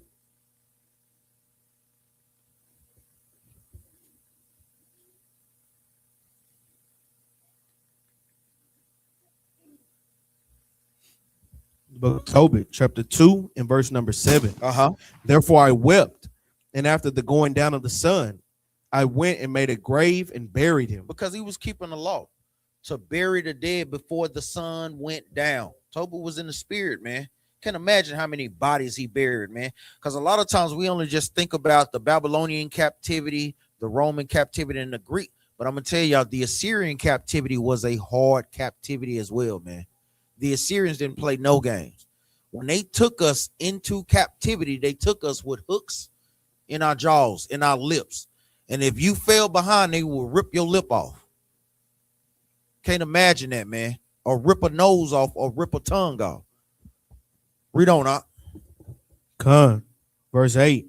But my neighbors mocked me. Read verse 8 again out. But my neighbors mocked me. But his neighbors mocked him. Why in the hell were they mocking when they should have been out there doing the same damn thing? So you'll have neighbors that's of your fellow kinsmen to do what? To mock you, and it's true. That's a part of the affliction as well, man. Brothers that understand the scriptures, that understand that we're supposed to be doing what? Loving one another as we love ourselves. But still, in fact, will mock you. Read on out.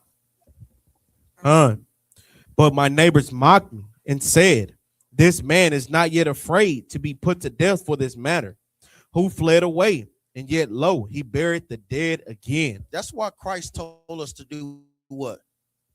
Love us as he had loved us. Why did Christ say that? Because Christ did what? He laid his life down. That's the love that brothers and sisters should have for one another, man. That's that greater love right there, right? That's right, man. And then you see that the neighbor said what? He did it again. I mean, they've been watching him do it. They've been watching him keep the commandments, and they've been aside the whole time. Nah, not us. It's like us going out there. Hey, them niggas got them Bibles. Y'all decreed they can't wear them. They can't have them Bibles. They got them Bibles again. They're there again. They that crazy out there again, right? But they seen us continually. They just like they see us today, constantly out there on the streets putting his word in. But our neighbors look at us.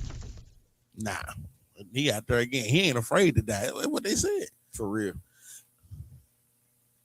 Let's go to the book of John, chapter 15 and verse number 13.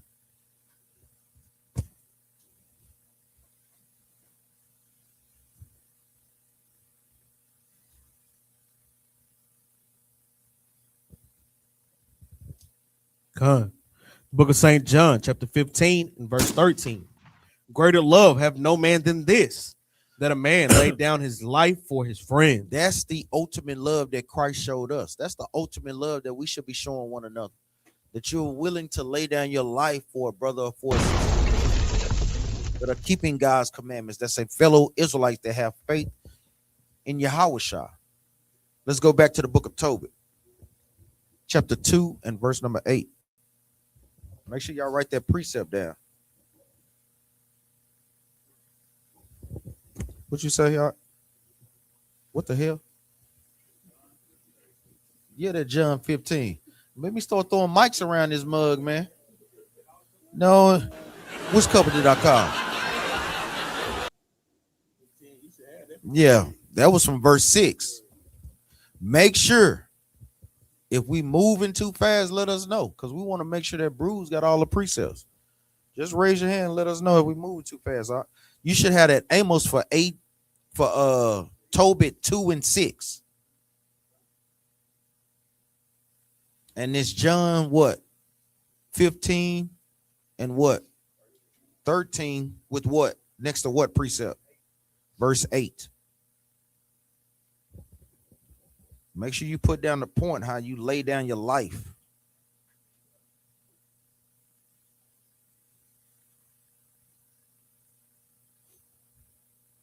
Read that again, the book of Tobit, chapter 2 and verse number 8 from the top. But my neighbors mocked me and said, this man is not yet afraid to be put to death for this matter, who fled away, and yet lo, he buried the dead again. Think about the affliction that he's already going through by burying all his people. Think about it, man. Read on up. Come, verse 9. The same night also I returned from the burial. Hold up. The same night. Read on up. The same night also I returned from the burial and slept by the wall of my courtyard, being polluted, and my face was uncovered. And I knew not that there were sparrows in the wall. Birds, read on. And mine eyes being open, the sparrows muted warm dung into my eyes. So you had the birds doo-doo in his eye. Warm dung. Some people sleep with their eyes open, huh? Come on, elder like you ain't never seen nobody sleep with their eyes open? Yeah, we ain't talking. Come on, man, y'all.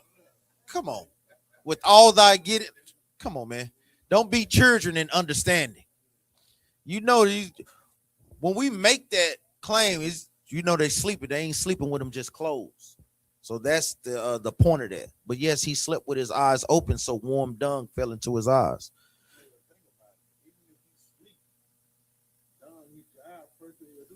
Open.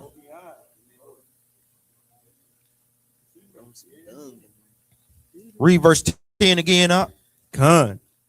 And I knew not that there were sparrows in the wall, and my eyes being open, the sparrows muted warm dung into my eyes, and the whiteness came in mine eyes. And I went to the physicians, but they helped me not. But they helped him not. The point that we want to make is he just got through doing a good service. And then guess what? He was afflicted even more by losing his eyesight. Think about it, man. Can brothers and sisters endure that? You know you've been doing good. And the Most High God, boom, throw affliction in that thing. That's why these things are in here, so brothers can meditate on it, so sisters can meditate on it. Hey, because he did what? He still kept doing the work, man. Read on up. Moreover, Achaicus did nourish me until I went into Elemaeus. Jump over to chapter 14.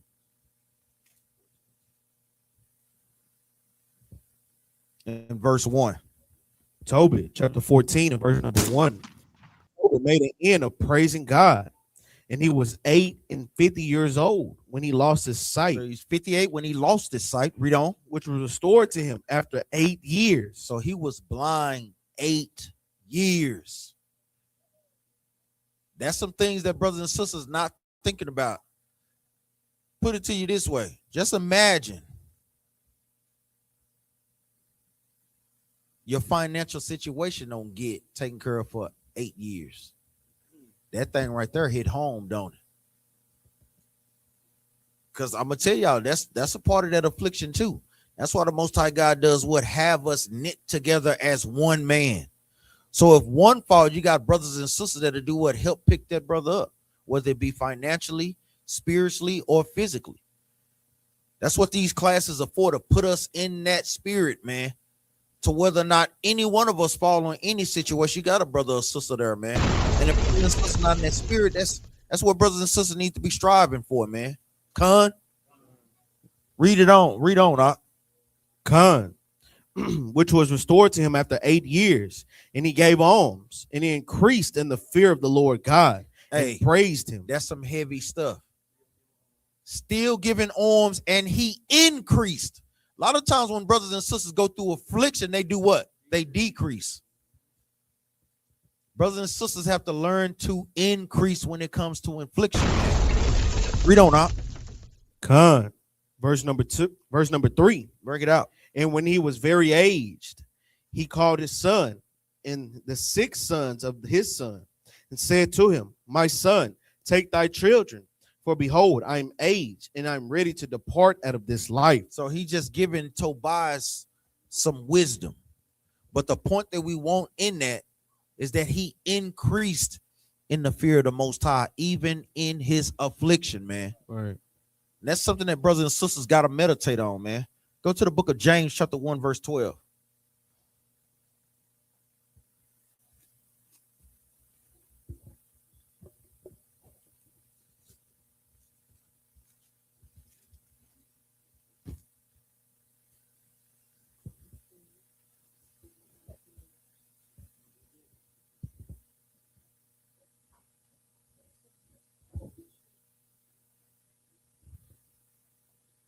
Con, the book of James, chapter 1 and verse 12.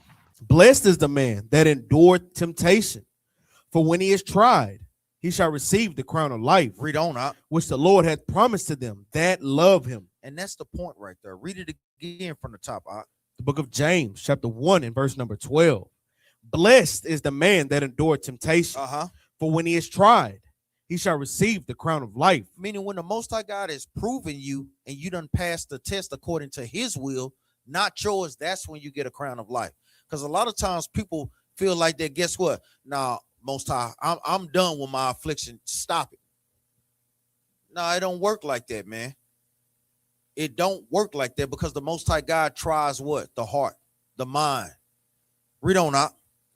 Con, which the Lord hath promised to them that love him.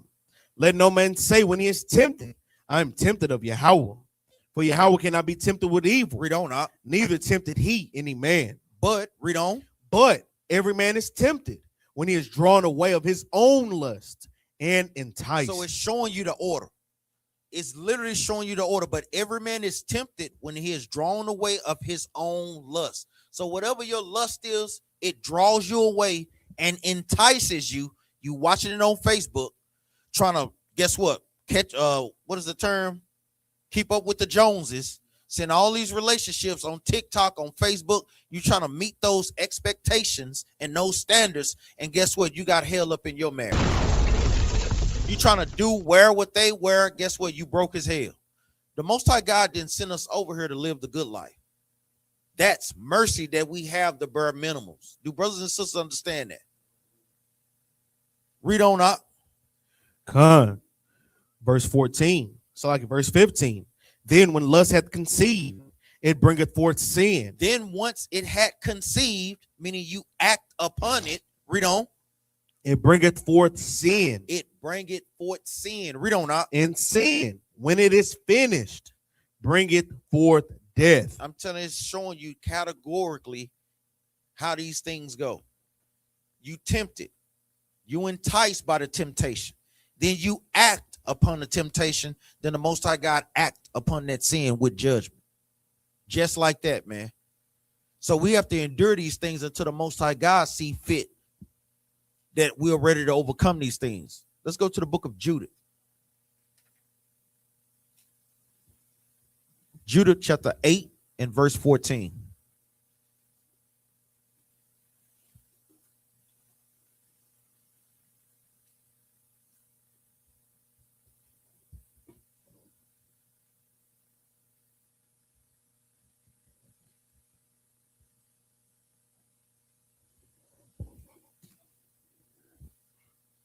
The book of Judith, chapter 8 and verse 17. 14. It's like verse 14. Judith chapter 8 and verse 14. For you cannot find the depth of the heart of man, neither can you perceive the things that he thinketh. Read on. Then how can you search out God? Because a lot of times brothers and sisters trying to figure out the Most High. Why he did this, why he did that. Why did he do Job like that? Read on up. Con. Then how can you search out God that had made all these things? Read on up. And know his mind. And know his mind. Read on. Or comprehend his purpose. A lot of times we cannot comprehend the purpose of the Most High. He does what he wants, man, when he sees fit. Read on. Nay, my brethren, provoke not the Lord our God to anger. By, guess what? Talking about that. Asking. Pestering him on that. He does what he want to do. Read on up. Verse 15. For if he will not help us within these few days, he had power to defend us when he will.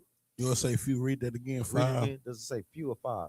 I said few. You will say few? Yeah. Okay. It's 5 days. Yeah. Con. I know you got that 16:11. So. Con. For if he will not help us within these 5 days, he had power to defend us when he will, even every day. Read that part again. He had power to do what up?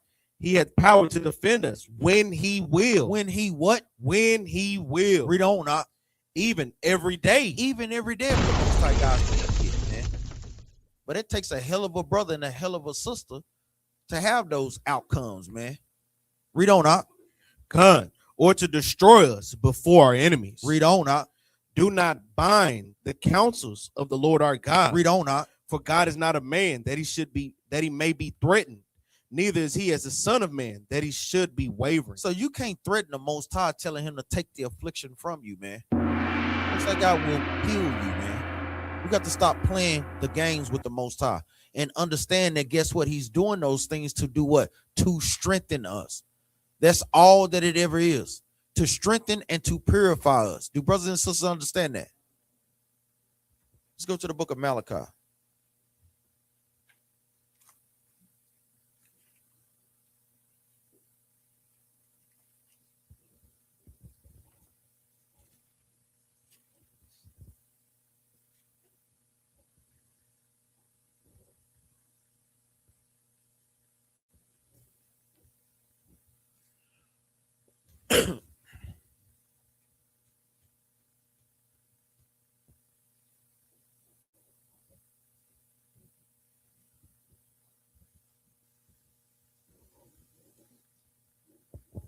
Read verse 1. Is that Malachi chapter 4, verse 1.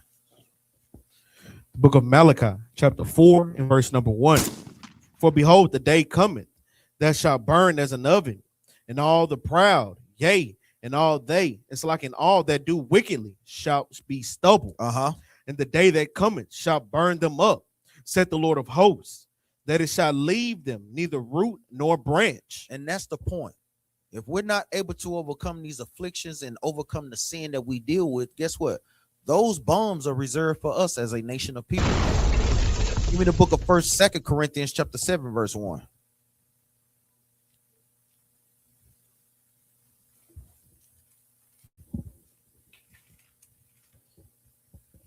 Second Corinthians chapter 7 and verse 1. The book of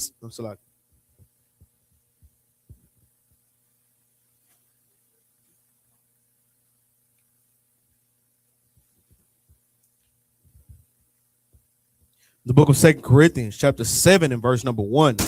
Having therefore these promises, dearly beloved, let us cleanse ourselves from all filthiness of the flesh and spirit, perfecting holiness in the fear of Yahweh. Knowing the promises that we have, meaning knowing the reward, knowing the prize that the Most High God have for us.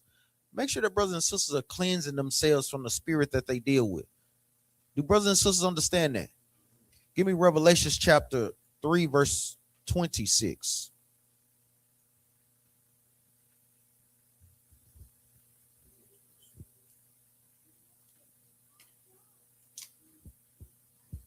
Three and 26. Is that what I want? Or 2 and 26? Salakia. Yeah. The book of Revelation, chapter 2. Book of Revelation, chapter 2, and verse 26. And he that overcometh and keepeth my works until the end. Until the what out? Until the end. Read on out. To him will I give power over the nation. Will he give power of the what? Over the nation. Read on out. And he shall rule them with the rod of iron. That's the reward. Read on out. As the vessel of a potter shall they be broken to shivers, even as I received of my Father. And I will give him the morning star. Meaning the understanding. Read on out. He that hath an ear, let him hear what the Spirit saith unto the churches. So we see the reward that's in store for us. Only if we what? Have patience. Give me James chapter 5, verse 7. We're almost through.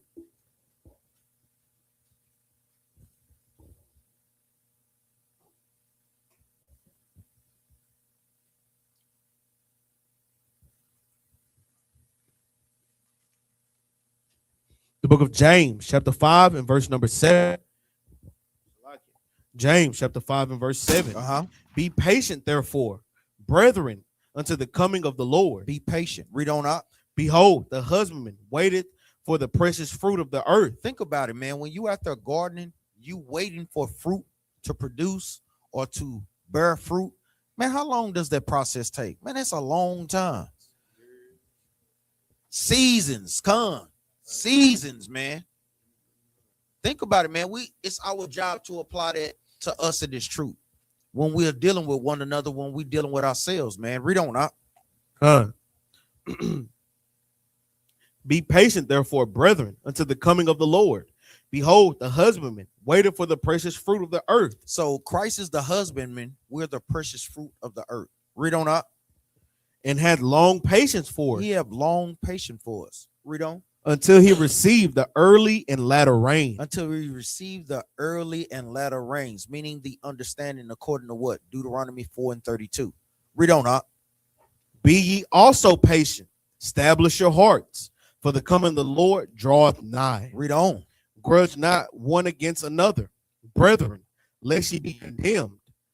Behold, the judge standeth before the door. Hey, the judge standeth before the judge, man. Give me the book of Luke, chapter 21, verse 19, last precept.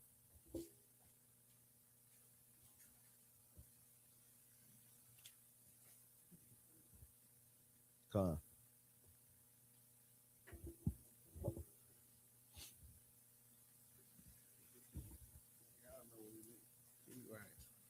Don't make me start throwing mics out there for brothers that have children understanding. Damn it. Read that right quick. Come, the book of St. Luke, chapter 21, and verse number 19. In your patience, possess ye your souls. Read it again. In your patience, possess ye your souls. What is that going into? Any brother can break that down? In your patience, possess ye your souls. Say it again. Go ahead, Brother Renaud. In your afflictions, that all you had? What you have, Brother Bala? Keep it together in layman's terms. What you have, Brother Yakar?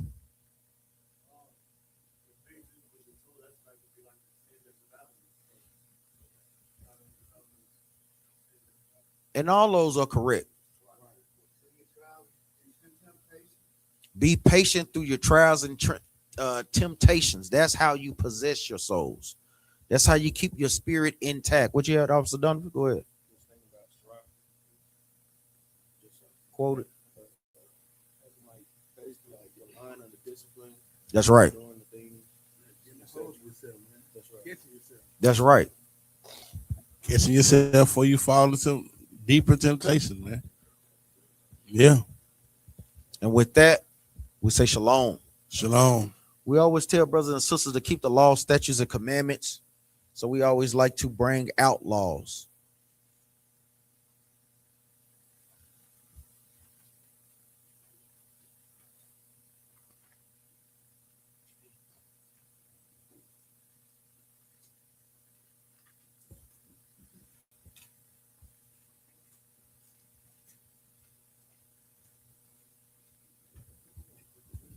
What you finna say, Donovan? Read that right quick, out.